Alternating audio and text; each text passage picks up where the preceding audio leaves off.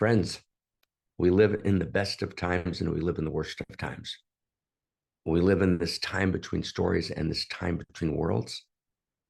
And if anything, we understand after October 7th in Israel more clearly than ever before that the ability to cultivate discernment, the ability to love outrageously within the context of a shared grammar of value, the ability to articulate a story of desire, a story of lines and circles, the new vision of the feminine and masculine, a story of the new human and the new humanity, the emergence from Homo sapien to Homo amor remains the best hope of humanity and remains the desperate, urgent need. As Europe raged apart in the Middle Ages, in the early Renaissance, in the later Renaissance, in the 30-Year War, there was that group of people, I always call it the Da Vinci group, that came together and said, we have to respond immediately to the devastation and to the horror. And we are at a moment of immense and unimaginable devastation and horror.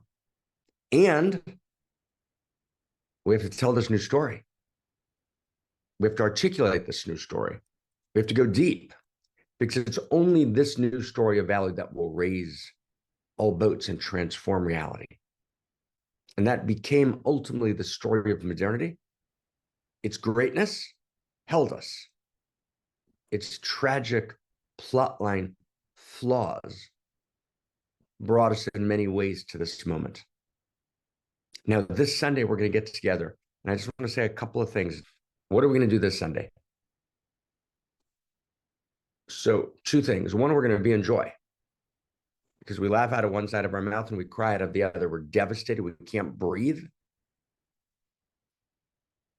And I've had real reasons, different kinds, that I can't breathe these last 2 weeks. And we breathe and we're in joy and we eat and we partake and participate, because it's only from our capacity to step into 1,000 little moments of joy,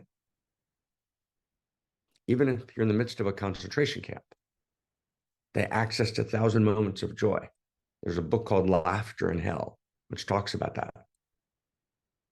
But from that joy, I then turn towards and I engage. I can't just live my ordinary life in Amsterdam or Belgium or Vermont. I've got to turn towards in a new way.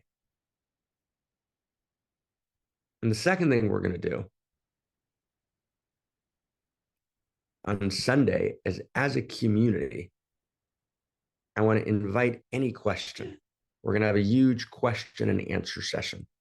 And I want to invite any question. We've gotten dozens and dozens of responses from people across political spectrums, really understanding and feeling like they could actually open up and begin to understand what's happening, which was so appreciated by us through the last 2 Twin Mountains.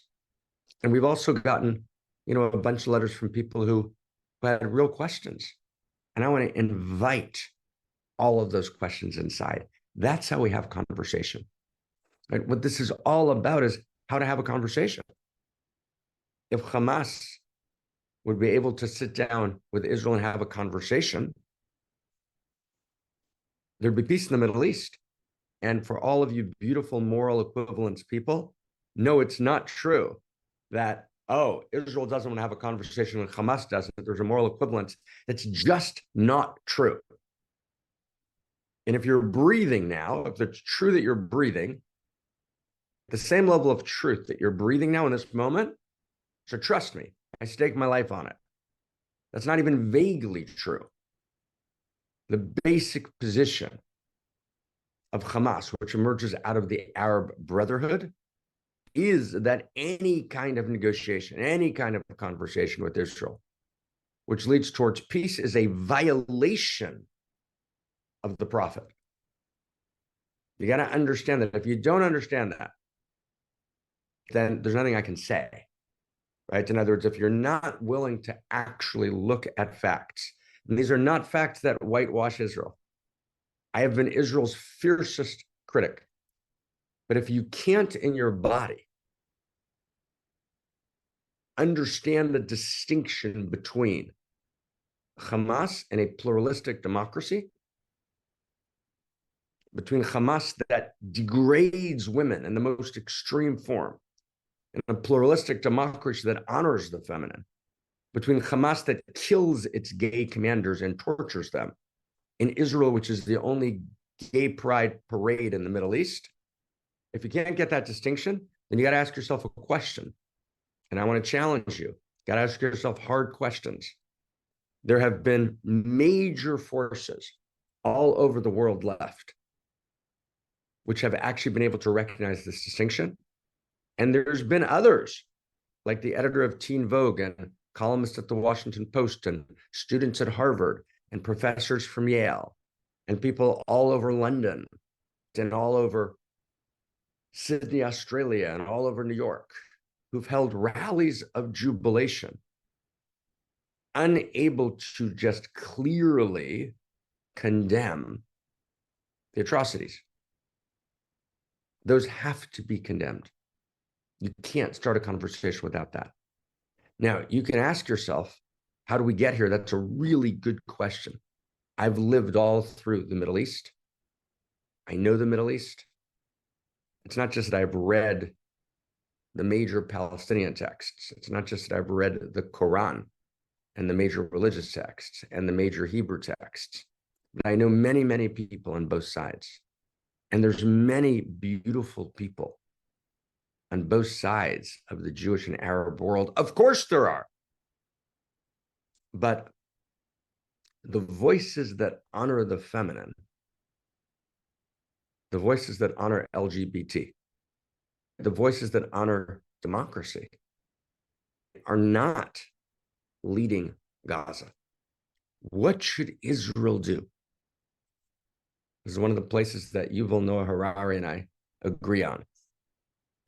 We have to go into Gaza. Something has to be done. But what do we do after we go into Gaza? And what about the enormous price of going into Gaza? And what about the innocent people in Gaza? Are there innocent people in Gaza? Of course there are. Of course there are. So what do you do when the world itself is being held hostage? Literally, the world itself. And as goes, Israel goes the streets of London and goes the streets of Ecuador and goes the streets of South America and goes the streets of Europe and goes the streets of Asia and goes the streets of China. This is not a place which is local. You can't hide. How we resolve this issue, how we engage this. Now, we've got to engage it in a way in which there's no human being that's outside the circle. But how do we do that? How did we do it in World War II? Is it about vengeance? No, not about vengeance. Not about vengeance. Is there a need for justice? It's a good question. Should we forgive? It's a good question. So bring those questions. The questions you have which challenge anything I've said, bring them. Let's talk about them. If you have evidence, right? Wow, Mark, you missed this. Bring it. Challenge it. And I won't go to defend. If you show me that I missed something, I will be madly delighted. We're not having an egoic conversation. Let's look at this together. Bring the hardest questions you have. That's the way of Homo Amor. Nothing's off the table. Nothing's off the table. But bring yourself, bring your heart, and don't excuse yourself from your seat at the table. Show up with full heart, full passion, full mind. Check your sources. Check your heart. Ask the hardest questions in the world. There's no bad question. No questions off the table. And I've read carefully all the questions that came in this week. Gorgeous. That's what it means to be Homo amor. Everything's on the table. Everything's on the table. And I trust you. I trust you to bring your full passion, your full heart, your full integrity. And let's actually have a conversation, but a conversation which we're at the center. We're not spectators. We're asking ourselves the hard questions. What would we do right now if we were President of the United States? If we were a leader of Hamas? If we were a leader in Israel? If we were in Egypt or Jordan? What would we actually do? What needs to be done now? And see if you can keep in mind, not just the immediate now, but all of the past and all of the future is on the table. All of the past and all of the future is on the table. There is no local. The whole world is at stake now. What does Homo amor do? Wow.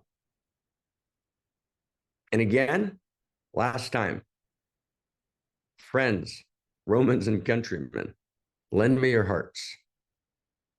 It's not exactly what Shakespeare said, but it's close, right? Show up with everything, everything.